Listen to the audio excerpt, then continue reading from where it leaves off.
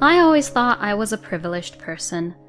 I had a kind husband and in-laws who cared for me as if I were their own daughter. And when I had the child of my dreams, I knew that she would be loved by everyone. I didn't doubt anything, but... What have you done? Do you know what you've done? Don't give birth to that child. As soon as I told my mother-in-law, Mary, that I was pregnant, she looked like a young man and locked me in the doghouse in the yard. How could this happen? When I found out the truth and who was behind it, I couldn't stop shaking all over. My name is Amelia. I am a 32-year-old office worker. I met my husband Luke through a friend, and we have been married for 2 years. Luke is a gentle man, and I feel safe and relaxed with him. He is very protective of his parents. We often went to see them together to show them how well we were doing. His parents are also peaceful people.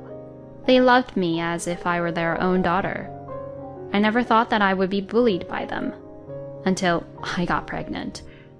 After we got married, I finally had the baby I had always wanted. When I told Luke, he was happy with tears in his eyes.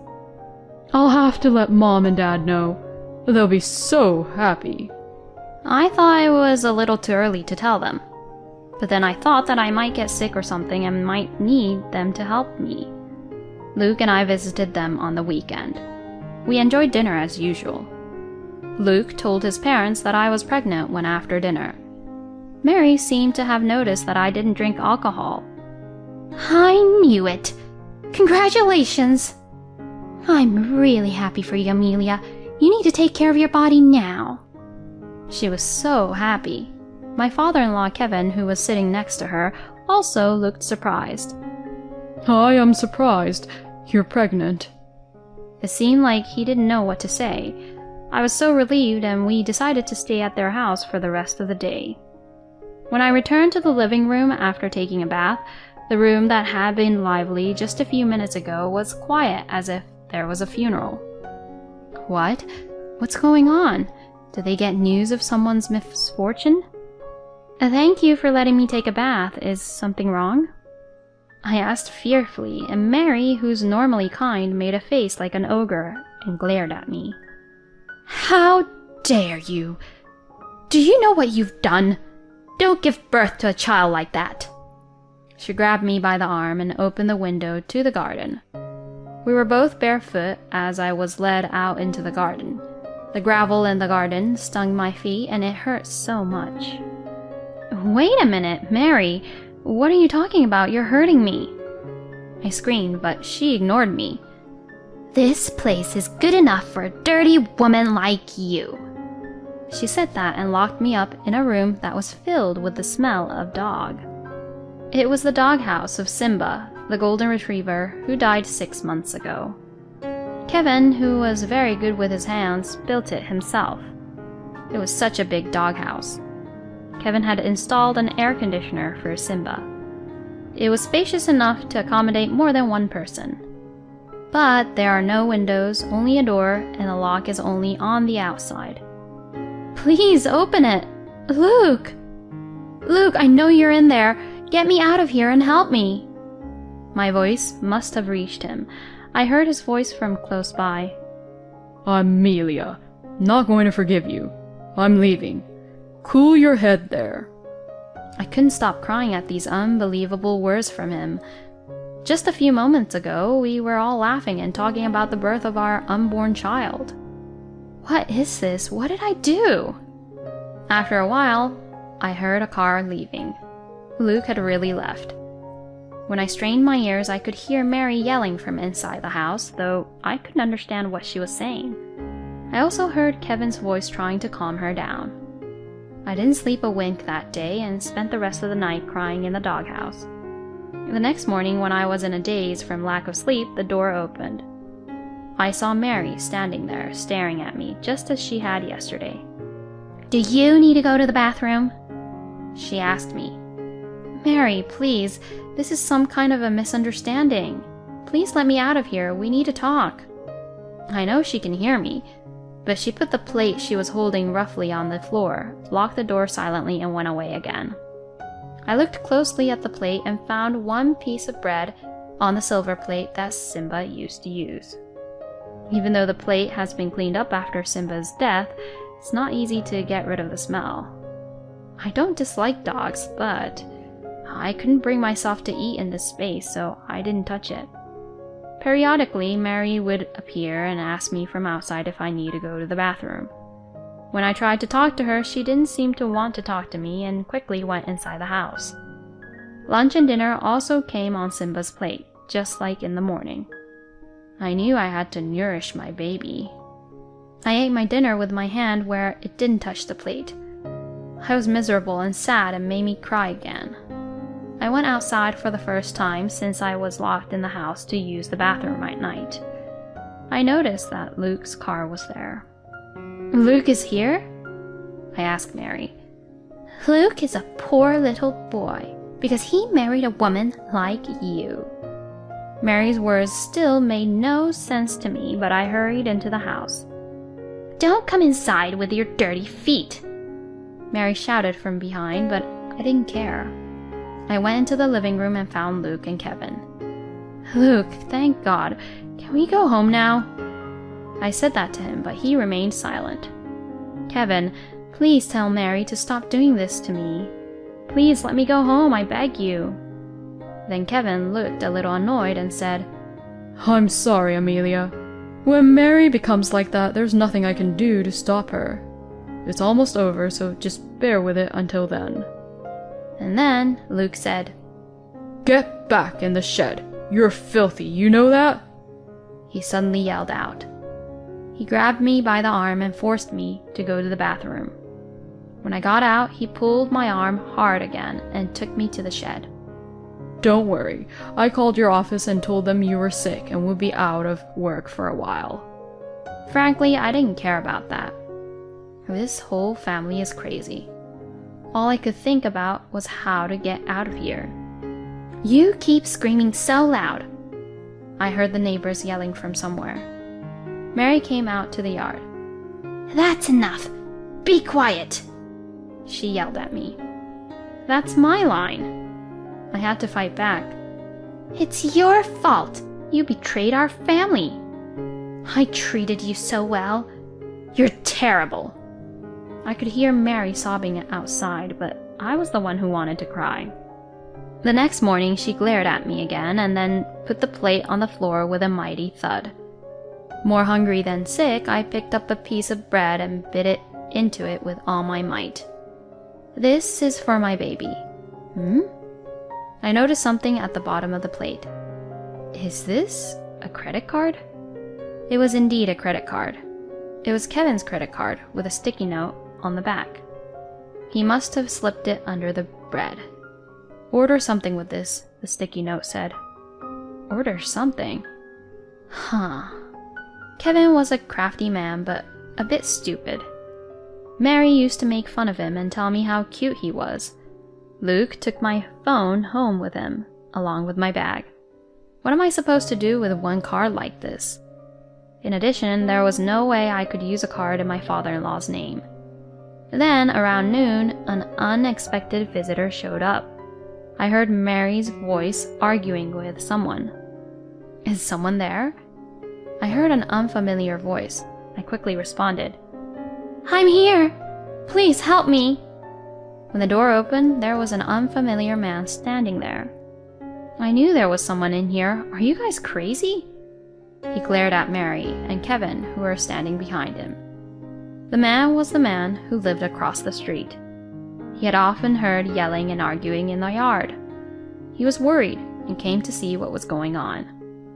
I was taken straight to the man's house, and his wife, who was at home, said to me, I'm so sorry you had to go through that. She hugged me. I smell so bad. I started to cry. Mary and Kevin didn't come after me. I borrowed a phone and asked my mother to pick me up. And by the way, I don't have a father. He died in an accident before I could remember. When I told my mom what had happened, she was very angry. When she came to pick me up, she was about to yell at my in-laws. I didn't want anything to happen to my mom, so we chose to leave immediately. I went straight to the police, but I had no proof. The couple across the street said they would testify at any time, but who knows. I left the police station and went to the lawyer's office. I wanted to divorce that man right away. But a few days later, I couldn't believe my ears when I heard from the lawyer. What? Me? Why should I pay alimony? No way, I thought. But the lawyer told me that this case was caused by my cheating in the first place. He also said that they only wanted to discuss it directly with me and that they had proof. Of course, I never cheated on Luke. We accepted the offer. We set up a meeting with a lawyer. On the day of the meeting, Mary and Luke were staring at me. Kevin looked at me with concern. I hear I'm having an affair. With whom in the world? Mary's face turned bright red at my words. I know you're messing with my husband. Her voice was loud enough to echo through the room, but the content of it startled me. What? Luke continued, spreading the pictures all over the desk. Look at this. It's you and my dad, no matter how you look at it. My mom and I picked up one photo at a time and looked at it. Sure, the faces are mine and Kevin's, but the bodies belong to different people. Some of the photos clearly show the wrong height difference. And then Luke took out his phone and started playing some kind of sound. I love you, Kevin. It was unmistakably my voice, but I don't remember saying a word about it. Luke and Mary looked so proud of themselves, but I really thought they were idiots. Then my lawyer said, This is a composite photo, isn't it? Also, isn't the audio also processed and made up? I'm sure we'll find out as soon as we get it to the lab. Well, I think anyone would find it odd even if we didn't. When I pointed out the height difference, which even I noticed, the color of Luke and Mary's faces began to deteriorate a little. At the same time, they turned their attention to someone else. Dad, what's going on? You're telling me that these pictures and the audio you gave me were all a lie? And that story about my baby's father being you was a lie too? Luke's voice rang out in impatience, and Kevin turned his head to the side. I love Amelia, Kevin said. These unexpected words gave me goosebumps. It turns out that after I went to the bathroom that day, Kevin brought these pictures from his room and started to tell Luke and Mary, actually, Amelia and I are in love. Kevin usually doesn't joke about stuff. So Luke and Mary believed it completely. By the way, both the pictures and the sound were made by Kevin. When I heard that he usually used them for his personal use, I couldn't stop shaking on the spot. As a result, Luke left me and went home because he didn't want to see me. Kevin wanted to divorce Mary and be with me. Mary did not want to divorce him. While I was locked in the doghouse, Kevin and Mary talked about divorce all the time. So when you said it would be over soon, I blurted out.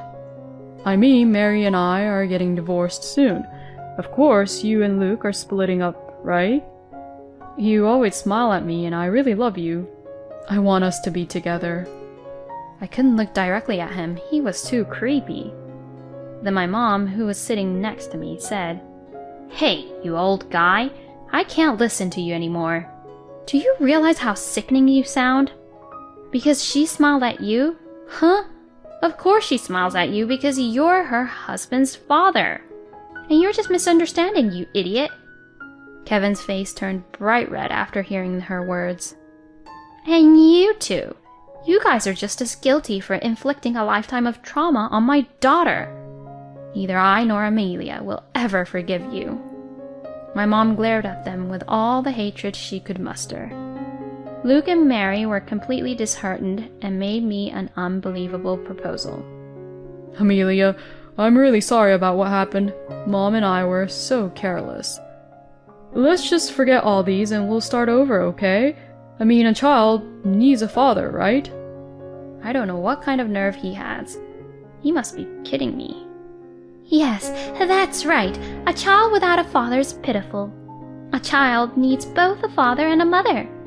Amelia, I'm really sorry that I lost my temper too. Can you forgive me? I mean, how could Amelia have feelings for an old guy like you? Here, you apologize to her too. Mary strongly urged Kevin to apologize to me after she looked at me with a goofy look on her face. That made me feel sick and nauseous.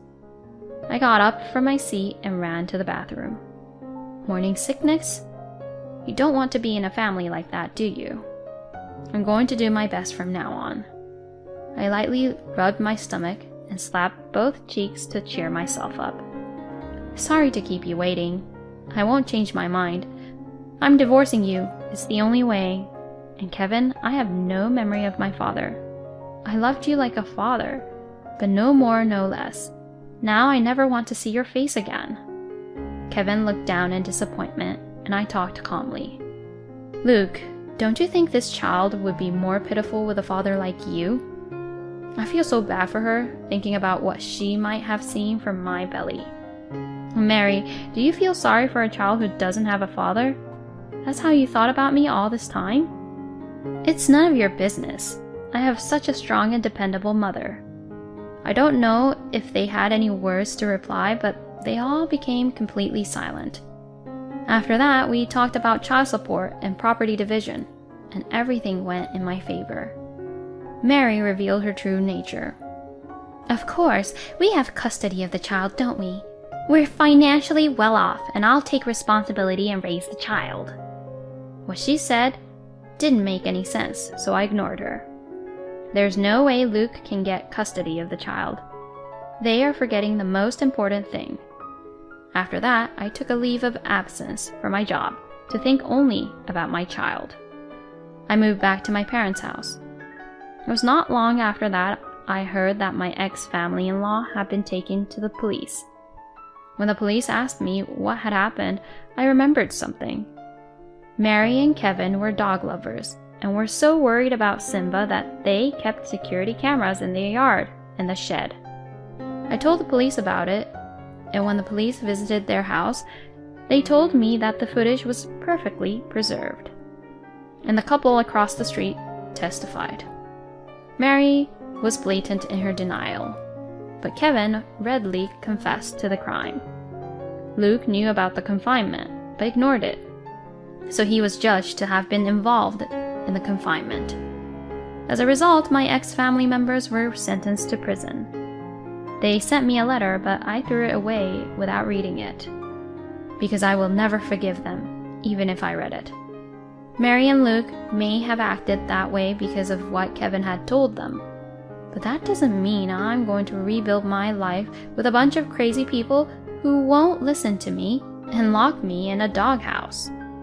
I don't think I'll ever be more scared in my life. I went through a lot of hard times, but when I saw my daughter sleeping in my arms, I felt so happy that it didn't matter. According to the law, my daughter was born under my ex-husband's name. I filed a petition with the family court, and my daughter and I were safely given the same surname. By the way, I heard my ex-husband got out of jail first. None of my friends know where he went. He never paid child support. That's how lazy the man was. Whatever the reason was, sooner or later, we might have ended up divorced. I'm just happy that he's gone from my life. My mother holds my daughter, Grace, in her arms. I could look at her all day. She's so cute. Single mothers are not uncommon these days. You have me, and there are many people in this world. Amelia, you can raise your child in peace. I never see my mom raise her voice like that during our divorce proceedings. I'm so glad she was my mother. I vowed to be a strong mother myself.